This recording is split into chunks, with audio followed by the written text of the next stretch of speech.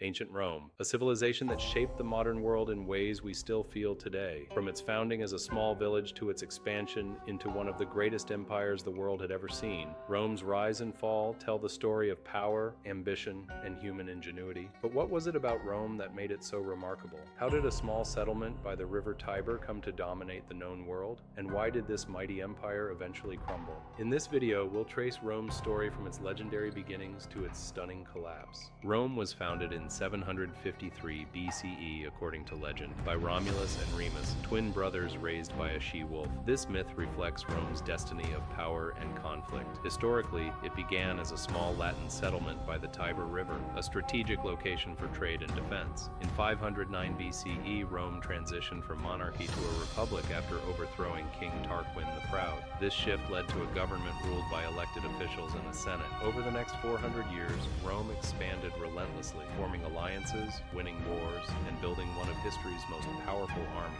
Rome's military success was one of its most defining characteristics. The Roman legions, composed of highly disciplined and well-trained soldiers, were the backbone of its empire. The Romans were masters of battlefield tactics, utilizing formations like the testudo and employing siege warfare strategies that gave them an edge over their enemies. The conquest of neighboring cities and tribes in Italy set the stage for Rome's next big challenge, the Punic Wars. In 264 BCE, Rome went to war with Carthage, a city-state in North Africa. For over 100 years, these two superpowers fought for dominance over the Mediterranean. Hannibal's stunning victories were a wake-up call for the Romans, but through perseverance and brilliant military strategy, they eventually defeated Carthage, securing dominance in the Western Mediterranean. With Carthage crushed by 146 BCE, Rome turned its sights on the Eastern Mediterranean, expanding further into Greece, Egypt, and Asia Minor. By the 1st century BCE, the Republic, though strong, was beginning to show signs of weakness. Political instability, corruption, and increasing power struggles among the Senate and military commanders led to civil wars. The Republic was unraveling. Julius Caesar, a brilliant general,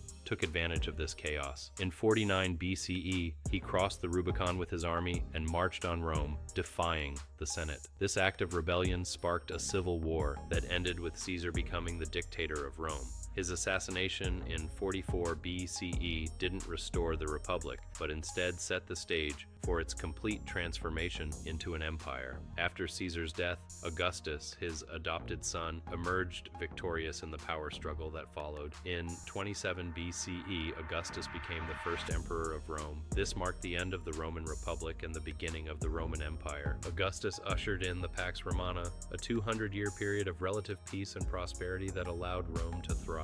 Under emperors like Trajan, Hadrian, and Marcus Aurelius, Rome reached its peak, stretching its borders from Britain in the west to Mesopotamia in the east. Rome's army was unmatched, and its architectural achievements like aqueducts, roads, and monumental structures were engineering marvels that still stand today. Roman law became the foundation for much of the legal systems we use today, and Roman culture, art, and philosophy influenced generations. But as the empire grew, so did its problems. The sheer size of the empire made it harder to govern effectively, and economic strain began to show. Internal corruption, rising military costs, and the threat of invasions all contributed to its weakening. By the 3rd century CE, Rome was in crisis. In 330 CE, Emperor Constantine moved the capital to Byzantium, renaming it Constantinople, effectively splitting the empire into the Eastern and Western Roman empires. This division further weakened the empire, leaving the Western Roman Empire vulnerable to invasions. The Western Empire faced constant attacks from barbarian groups, the Visigoths, Vandals, and eventually the Huns. In 476 CE, the final blow came when the Germanic chieftain Odoacer deposed the last Roman emperor, Romulus Augustulus. This event marked the official end of the Western Roman Empire. However, the Eastern Roman Empire, also known as the Byzantine Empire, survived for nearly another 1,000 years. Even though Rome itself fell, its ideas, culture, and legal structures lived on, influencing much of European and modern history. The rise and fall of Rome is a tale of ambition, strength, and resilience, but also a cautionary reminder of the fragility of empires. Rome's legacy lives on today in the fields of law, government, engineering, and culture. Even in its downfall, Rome shaped the future, proving that while empires may fall, ideas endure.